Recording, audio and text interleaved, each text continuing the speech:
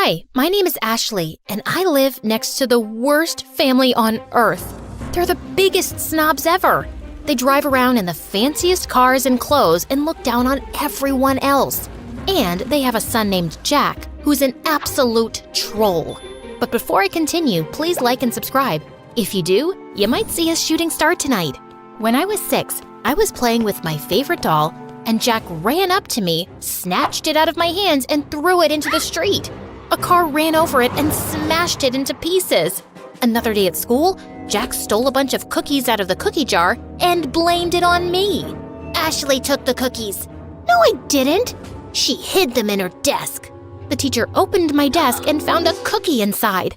I got in huge trouble, and after school, I saw Jack on the playground stuffing his face with the stolen cookies. When Jack wasn't terrorizing me, his parents were trying to get my family kicked out of the neighborhood. Our house was the smallest on the block, and even I had to admit, it was a really ugly green. And my parents were a little weird sometimes. My dad loved to sunbathe on the front lawn, and every morning, my mom made this strange sound to call all the stray cats in the neighborhood to feed them. She'd also sing to the birds and make birdhouses all day. Our house looked like a zoo, and the neighbors hated it. Their yard is unacceptable.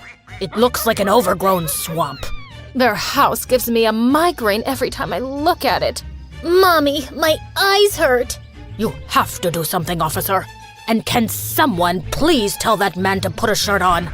Jack's parents threw fancy parties every week, but me and my family were never invited. We only lived in the neighborhood because we inherited the house from my grandfather, who used to be a famous investigative reporter. I wanted to grow up and be just like my grandfather. When I was 12, I joined the school newspaper, and when my teacher's cat, Mr. Whiskers, went missing, it took me less than 2 days to find him on the roof of the school auditorium. Though I suspected Jack had something to do with it. In high school, Jack was the richest and most popular kid. I, on the other hand, only had one friend, my cousin Bethany. Bethany moved into town a week before we started 10th grade. But Bethany was obsessed with being popular and would do anything to get Jack and his rich friends to like her. Jack's friend Sadie was the ringleader of the rich kids, and she made Jack look like a saint. Bethany adored Sadie. She'd carry Sadie and her minions' books, do their homework, and follow them around. She'd even let them copy her answers during tests. They'd smile in Bethany's face and laugh at her behind her back. Why do you let them treat you like that? They're just joking around. Those girls aren't your friends, Bethany. They're jerks. Bethany never listened. She wanted to be popular so bad she couldn't see the truth. One day, my mother dragged me out of bed at 5 a.m. on a Saturday morning to volunteer at a soup kitchen. It's important to give back to those less fortunate. But do we have to do it so early? As I was serving food, I looked up to see a familiar face. Jack? Ashley? What are you doing here? Jack's face turned white, and he just ran out of the soup kitchen. The next day, I saw Jack at school in science class. The teacher partnered us up for a big project, and we met in the library after school. Why were you getting soup at the soup kitchen? Did you fall on your head or something? Why would I ever go to a place like that? You don't have to lie to me. I'm not lying. I'm just trying to help. No one asked you for help. The next day, Bethany and I were walking to class, and we ran into Jack in the hallway, and Jack gave me the meanest, coldest stare ever. What's up with you and Jack? I saw you two whispering in the library. Are you guys dating? Is it a secret romance? Oh, Jack's so cute and so rich. I'm so mad you didn't tell me. Jack and I aren't dating. Then what's going on? Can you keep a secret? Of course. I told Bethany about how I saw Jack at the soup kitchen and his weird behavior afterwards. But all Bethany cared about was that I had the attention of such a rich, popular boy. But I had an itch to investigate. So later that afternoon, I stopped by Jack's house to check things out. But I heard Jack's parents yelling inside. I heard someone coming, so I hid in the bushes. Then the door swung open and Jack rushed out. He darted down the street before I could say a word. Jack missed our study session the next day. Then he started missing all his classes. I started to worry, so I called and texted him, but he didn't answer. A few weeks later, I went by his house again, but when I knocked on the door, a strange woman answered. There was another family living in Jack's house. The wheels in my head started spinning. I started asking around to see if anyone knew what happened to Jack. Sadie said Jack and his family were vacationing in the south of France? Or was it the Hamptons or Tahiti? It was probably all three. Jack is so lucky. I wish I was rich. There was even talk about why he'd moved. Jack's dad bought a new mansion that's twice the size of the old one. Twice the size? He's richer than I thought. The explanation seemed reasonable, so I let it go. During summer break, I was heading home one day after running some errands when I saw a boy in an oversized hoodie playing guitar on the sidewalk. He played a sad song that was so beautiful, it made my heart sink.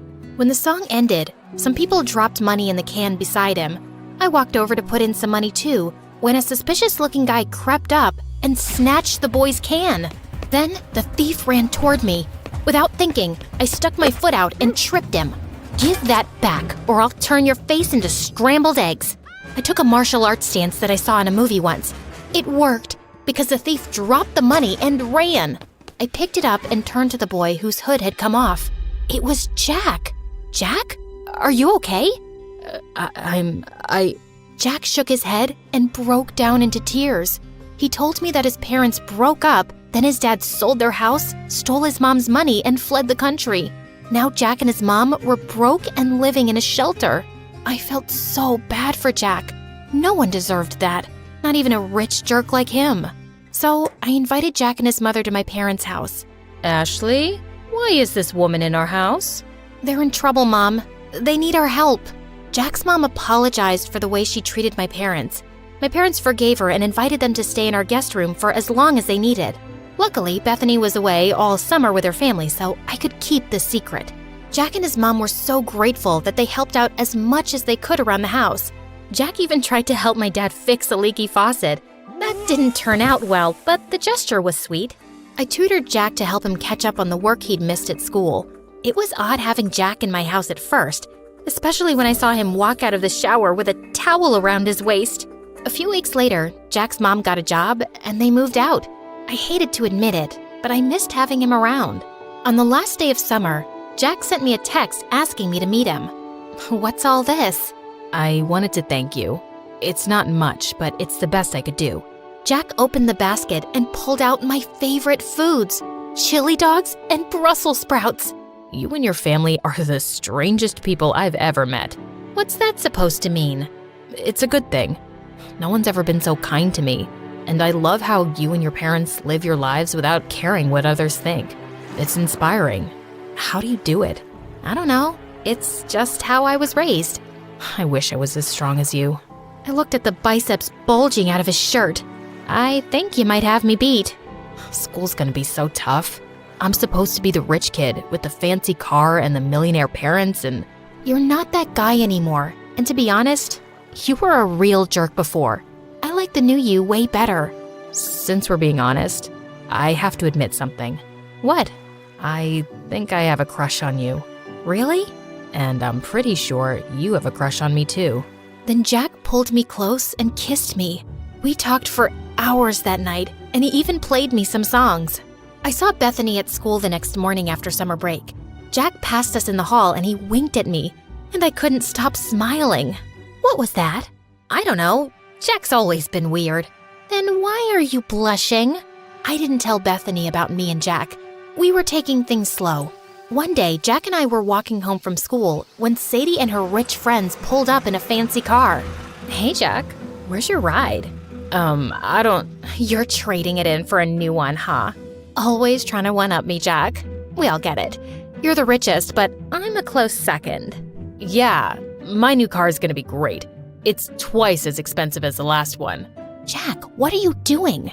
Ditch that loser and hang out with us. Plus, we have to decide what color we're gonna wear to the winter dance.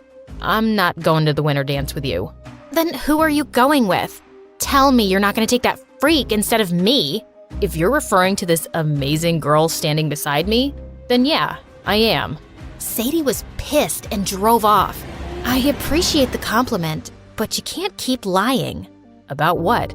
Your father's not buying you a new car. I know that. Then why lie about it? Why not? It's not hurting anyone. The truth always comes out, no matter how hard you try to hide it. Let's talk about something else. What time should I pick you up for the dance? I think I'll pass. I'm allergic to liars. Jack and I didn't talk after that. I'd see him at school bragging to his friends about the money he didn't have, lying about the huge fancy house he just moved into, and making fun of the poor kids. He was a rich, self-centered jerk again. I couldn't believe I fell for this guy. Jack called and texted me after school, but I ignored him and binge-watched MSA videos. What's with the frown? It'll give you wrinkles. I don't get why Jack has to lie about being rich. Some people will do anything to keep up appearances. Lie, cheat, sometimes even steal. But it's not right. Of course it's not right. Doing the right thing isn't always easy. I decided to go to the dance alone. Bethany and I were supposed to go together, but she wasn't returning my calls. When I arrived at the dance, I saw Bethany hanging out with Sadie and her crew, following them around holding their drinks. Hey, Bethany, I've been trying to reach you. Sorry, I gotta go. Bethany was acting strange. She could barely look me in the eye.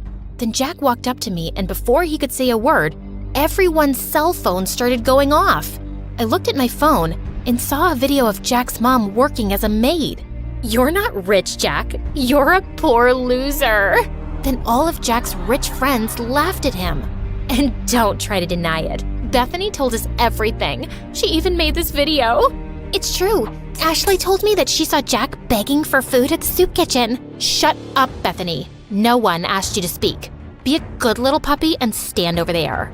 I felt furious at Bethany. I'm so sorry, Jack. I never meant… It's okay. It's not your fault. I should have stopped pretending a long time ago. Sadie, you're right. I'm poor, but I don't care what you or anyone else thinks of me. You've never been my real friends anyway. All you've ever cared about is my money. Well, now it's gone and it sucks. But I found something way more valuable. Then Jack took my hand. Oh, geez. If you say you've fallen in love with that freak, I'm gonna throw up. I'd had enough. I walked over to her and accidentally spilled my drink all over her dress. Oh, sorry about that. But you know, the punch does bring out your eyes. You want to get out of here? Yes, please. As Jack and I walked out the door, Bethany ran up to us. Ashley, it wasn't personal. We're still friends, right? Maybe I can fix things with you and Sadie. If you did her homework for a week, then you're pathetic, Bethany. And you deserve someone like Sadie. Jack and I left the party and went to the beach. We ate chili dogs and Brussels sprouts and danced the night away. This is nice. You know what the best part is? What? It doesn't cost a thing. Then Jack gave me the most romantic kiss ever.